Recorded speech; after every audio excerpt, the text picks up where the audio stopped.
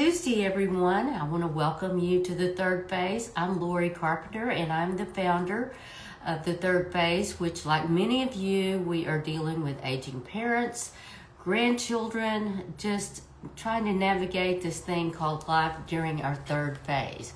So today, I have a powerhouse couple, Kim and Chan Shaver, and they have done the ultimate.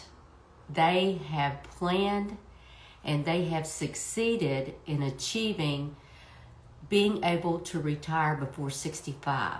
So let me introduce you. Let me get them on here with us.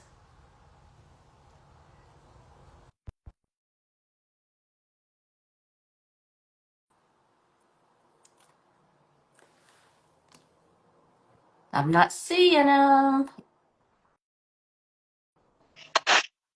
Ah, there you are. Hello, how are you, Kim? So good to see you virtually, Lori. Well, I'm so excited to have you today. You are a powerhouse here that you've achieved what many of us would love to do, retire early. Well, Chan sends apologies. He is a chaplain at a major hospital and had something urgent come up with a patient. So Well, not able to be here today, but just know that all the planning that we've done to try to put in place to be able to retire, it's been done as a partnership. And so I'll absolutely. reflect with him as well. So I'll be speaking for both of us. Okay, great, great. Well, tell me what inspired you to do this?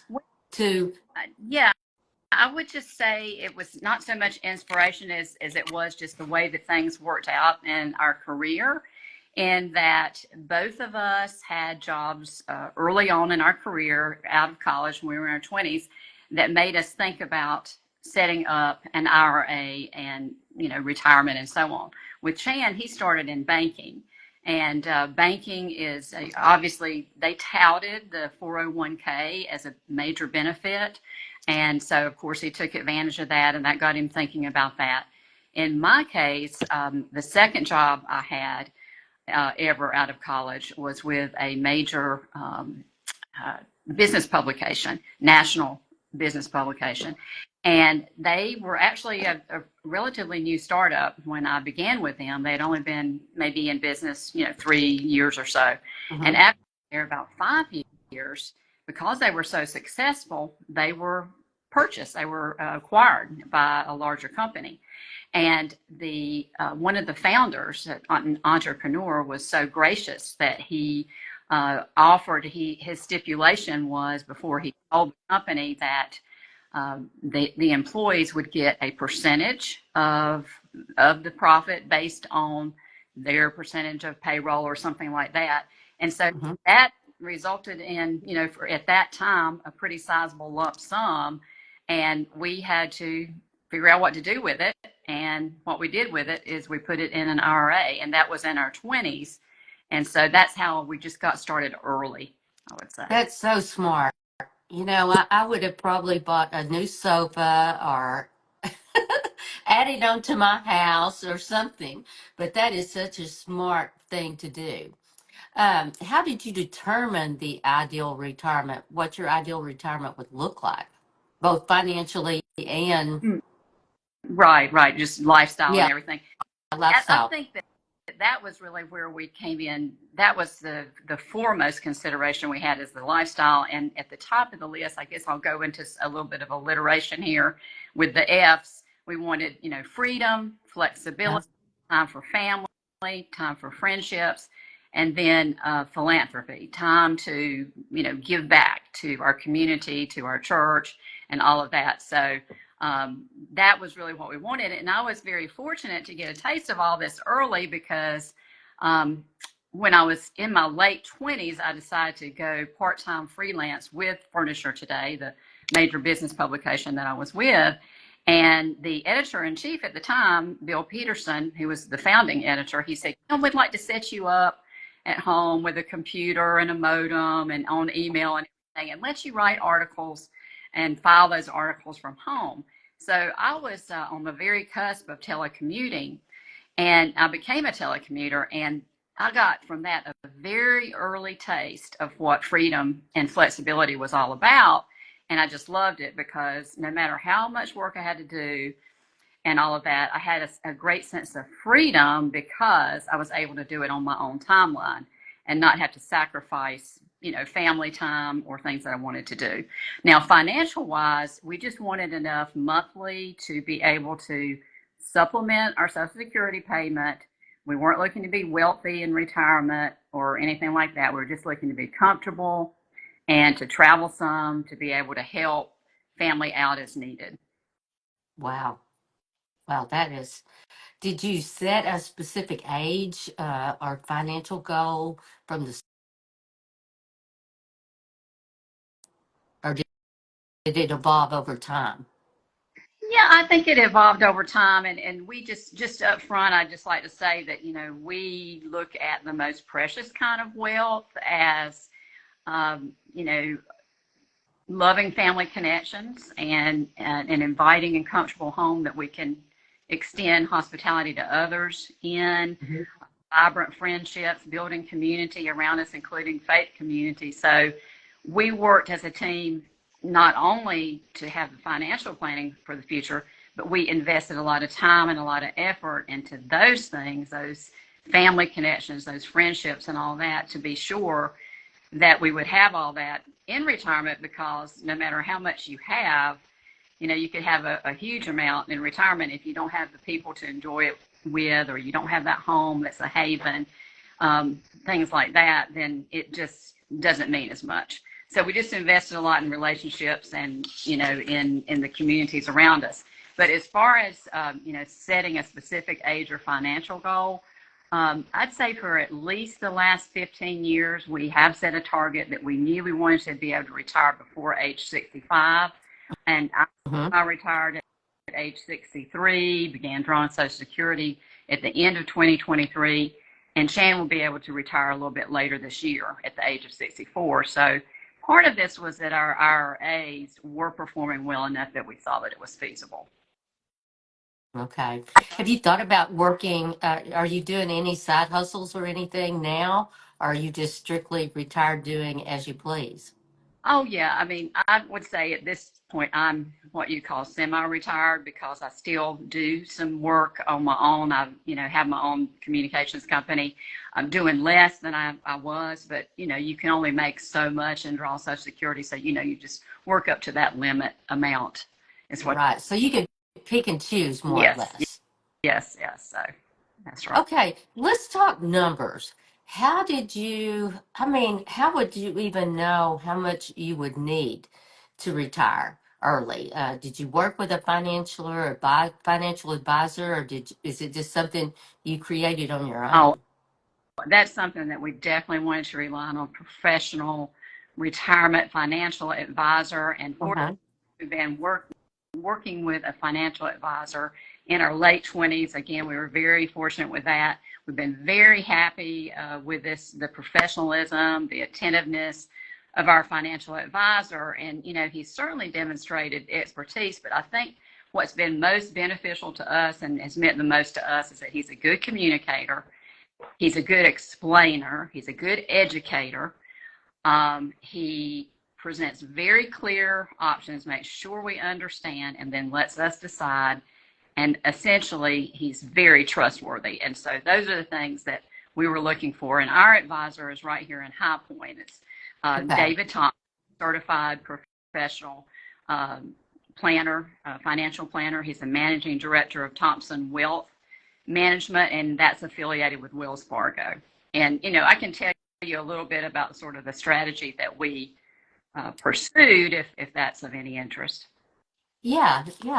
I think our audience would be quite interested in that. If you don't mind breaking that down for Yeah, us. it's just a very high level, not obviously, but with David at Wells Fargo, we have taken a conservative approach, moderate to low risk, and we've focused on return of principal rather than return on principal. And for the bulk of the years, we've had about 90% of our IRA investments in stocks. And as we've neared retirement, which is really best practice, as you near retirement, you should shift closer to about 70% of stocks, which is what we are now, and the rest or the balance is in cash-based vehicles. It's more liquid. Yeah. Okay. All right. Very good. Were you ever torn between saving for retirement and enjoying life in the moment? Something you've got to consider and everything. But I think what we just tried to do is we did want to live life in the moment, obviously. But we just tried to be really disciplined and always save some, spend some kind of thing. Like, for example, if I got a yearly bonus, say a 15,000 a year or whatever, I might set aside, $2,500 for a vacation, because that was one thing that we always tried to do, especially when the kids were coming along. And even now that they're young adults, we always try to take a vacation, if not every year, at least every other year, because that's a way to invest in those relationships and those experiences that bring you closer together. So we would set aside some for that. We would set aside maybe for an expense, on the house or something like that. But we would try to set aside the bulk of it into our IRA or to our savings. Wow, that is so smart. That is so smart. Did you make any career moves or business decisions that fast-tracked your retirement? Anything along that line? Well, I would just say that when we made career moves or business, that retirement was never at the forefront of our minds. We look at our vocations as callings, and that we, have a vocational calling, or we have passion for certain things.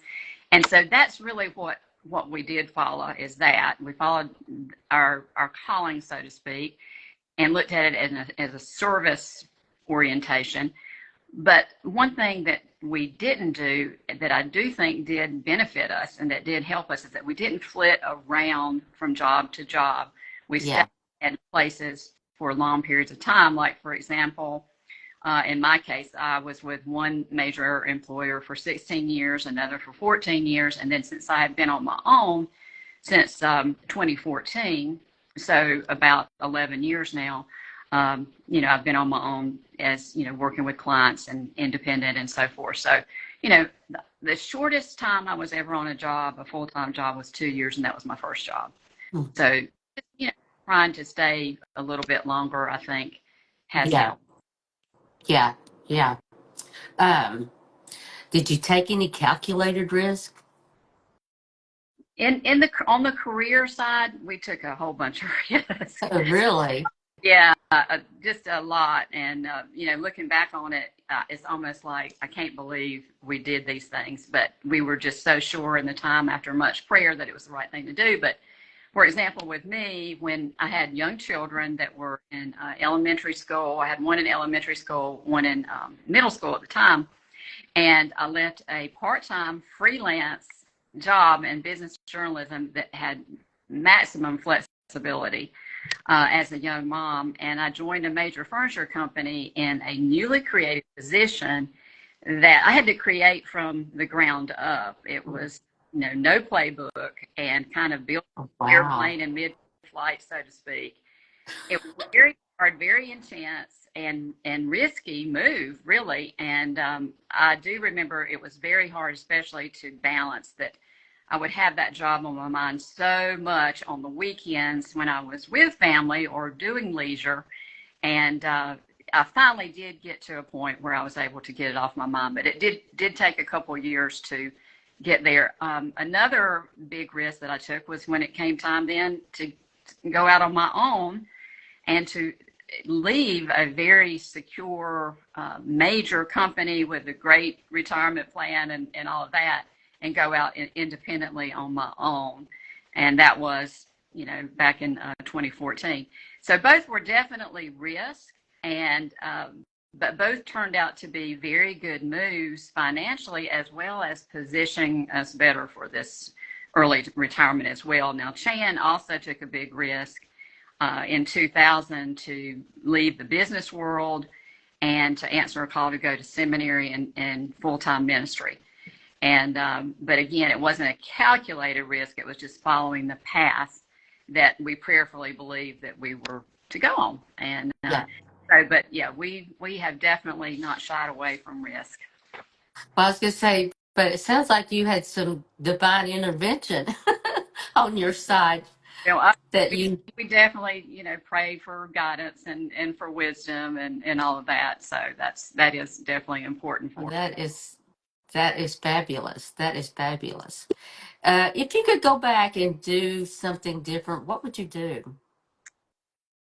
Well, I don't think you can ever have enough cash. And, I'm big on that. And, we've been very happy with our IRA investment. It has had an average annual return of 8%. And so Mm-hmm. that's excellent. That, Um, that's it fabulous, is, especially in this economy. well, and especially, we went through the '08 and '09 and Yeah. dips, the downturns, and of course, 2002 and to a lesser extent 2020, and to have that kind of average return is really great. But we would just, we'd like to be even more fluid. We do have a money market account that, has a good amount in it. But I'd like to have even more because, again, I'm just a big, big proponent of cash flow. Yeah. Yes, absolutely. Absolutely. What's, I guess, looking at younger couples or younger people now, what would be some advice you would give them on retiring early? Well, I would just say, especially if you are, fairly young, is do your research and find a professional, trustworthy, highly recommended financial advisor. Meet with the prospects, see how well you communicate, what the you know how the rapport is that you have with them, Mm-hmm. and find that financial advisor and do it the sooner the better. Start working with someone because Mm-hmm. you turn to specialists in every field imaginable, and this is one of those fields that you certainly need a specialist. And if nothing else, it's just for the organization and for the discipline and for the structure that a financial advisor brings. And you think, oh, maybe I don't have the time to do all that research and so on, but it's going to save you so much time in the end. And truly, once you have that right advisor who's working for you, it's going to save you lots of time. We really just meet annually with our Wow. advisor. That we maybe email back and forth or have these really short conversations. So it's nothing that consumes a lot of time, but it saves you a lot of time, and it just gets you in the right direction. So I think that would be absolutely the sooner the better. But at the same time, it's never too late to do that. So if you haven't found one, never despair. Go ahead and try to get one that you can work with. And just one other thing I would say for advice, especially for young folks too, but really anybody, and that's just remember that, we don't have to spend and own and extend ourselves financially to arrive or to be happy. And I think showing restraint in our spending and, spending less and saving more is a good rule of thumb. Because, we're really rich when we're content and happy with what we have, Absolutely. and sort of, study, seek to be content and Yeah. and enjoy what you have rather than thinking you've always got to get something else. Got to have more, more, more. Yeah. Yeah. In fact, I've been listening to a book on a podcast, and it was talking about how we're just passing through. We're just passing through. All this that we gather is it's going to go. I mean, it's not going to go with us. We're just passing through. And, sometimes living more simple is key. It really is. And that simple elegance and Yes. a wonderful thing. Um, Sometimes less is more. So, Well, we live in such a more world that sometimes it's very difficult. Your journey has been an inspiration, but and I'm sure many of people watching this can take away valuable lessons and everything. Any final words of wisdom for those that want to start their retirement early? I know financial advisor, but a lot of times, do you think it's the mindset The mindset, and what do you mean by the mindset? to save and not want more? Think about the simplicity of life. Right, right. And like for instance, this isn't for everybody, and I'm not saying, but we have resisted the move to keep getting a bigger and bigger and bigger house. We've stayed in our home, and we have renovated it and gotten it how we like it. Hmm. But sometimes that's good because we were able to pay off our mortgage a couple of years ago. So that's a way that you get in shape for retirement. Is you're going to have less cash outlays that you're going to have to make. Another thing that we're trying to do is get down to one car payment as well. So one car payment, no house payment, that enables you as well to be able to retire because you don't have a lot Yeah. of expenses. Yeah, getting that house paid off, where it's, with a lot of young people, that's something key they need to have focused on, because that is always, even if you sell it, you can make money there. Right.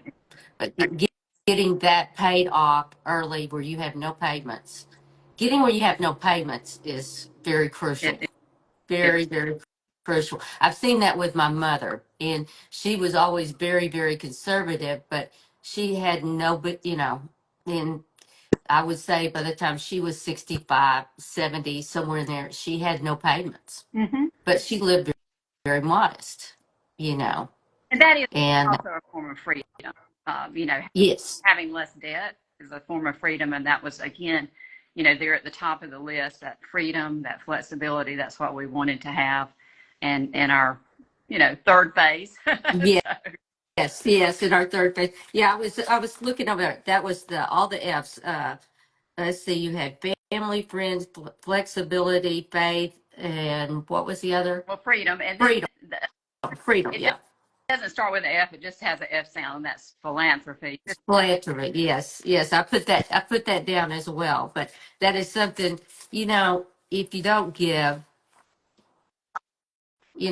that's just such a selfish thing. I mean, you really have nothing if you don't share. Yeah, I've always heard that really what only thing that we take with us, like you were talking about, is what we've given away. Absolutely. Yeah, and kind of in this third phase, the more we can give and share our knowledge and things with the younger people, the better off we will be, and maybe their future will be. Right. And that's why it's just a pleasure to talk with you. If there's any idea or tip or anything, inspiration that would help other people to be able to do this, that's the whole reason for chatting with you today. And I really think that what you do is such a great service, Lori, trying to help people that are in their either retirement or pre-retirement years or that third phase to live a fuller, richer, more meaningful life. And it really is, it's that time of life when you do have more freedom. You have more freedom about, if nothing else, worry about what people think and, trying to, set forth a certain image and do this and do that. You're free from that, and so you're free to really be yourself, and like you say, to help people and that kind of thing. So that's It's really a wonderful phase because we've got the wisdom now. We've been through so much, and there is so much we can share. And but that's what I'm looking at this phase too. Absolutely, because I am dealing with my mother. I've got 5 grandchildren and all of it. So yeah, it is a lot, but we got to help lift each other up and live outwardly. exactly, that's wonderful. I can Oops. relate to that. I help my mom, and we also help my mother-in-law. So yes, it's that's a lot. It is. Let me see. There's a question here. Let's see. Ba, ba, ba, ba. What age did you buy your house? Oh, well, apparently Chan is weighing in here. He says, age 25, we bought a home and sold it 5 years later and built our current home in 1990. So this is what Chan Okay. was typing out. So he was able to get away for a minute Well, too. good. Well, Chan, I'm glad you were able to see this. Anything, Chan, you would like to add to this conversation? You're going to have to type fast, honey. Or can we add him? Um, can you request to join, honey? Let me see if I can get him on here.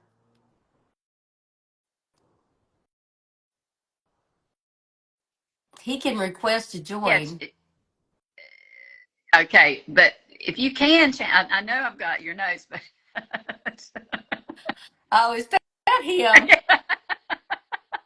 if you want to just hit request to join up at the top of the Instagram, it says request to join this video, and she'll let you in.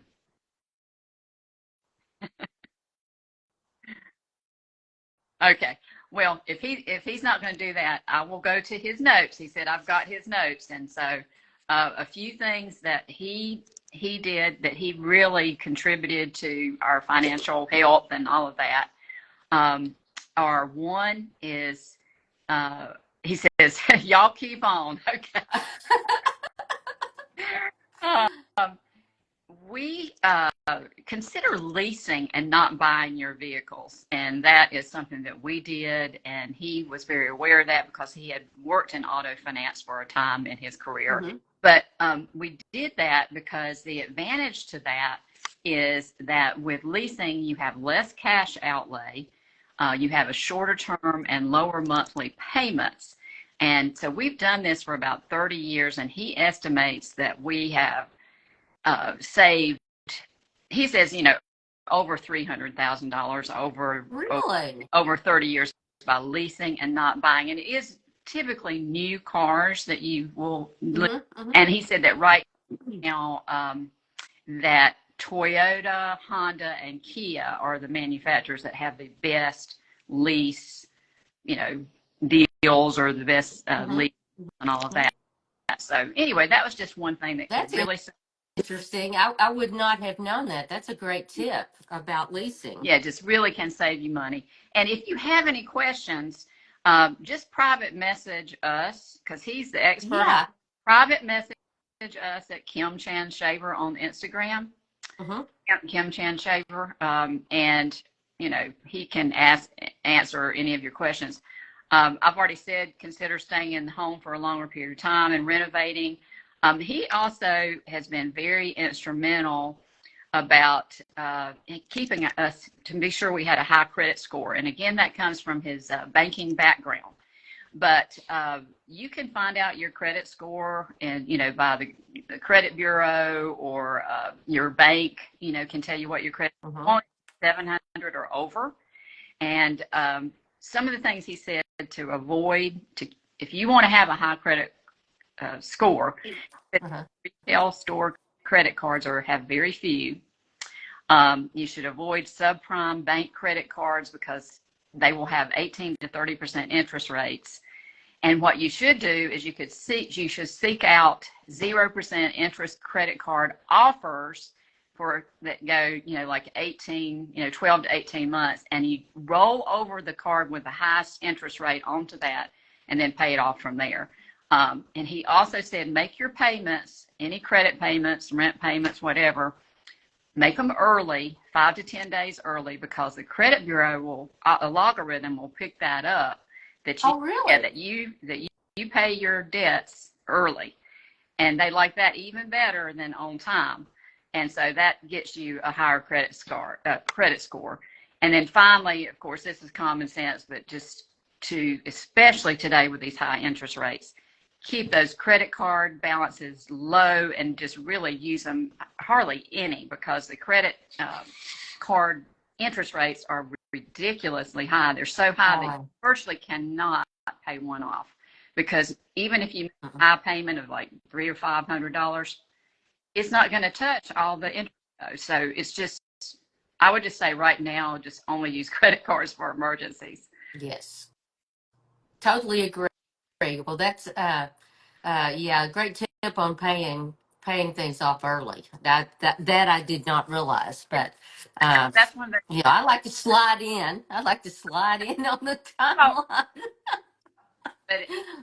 that you just get extra points from the credit bureau by paying early, and it's only these bankers or former bankers like him that know that. So Yeah. Well, I haven't told you this, but my husband is a banker, or was a banker. He is now retired, but yeah, he takes care of really all the finances. Because I would be one of those that slide in right at the at the payment date and things like that, you know. probably But you have an anyway, appointment and you get there right on time, right? yeah, yeah, That's absolutely, me too. He absolutely, is one that always gets there early, so he thinks if you're not early, you're late. But anyway, yeah.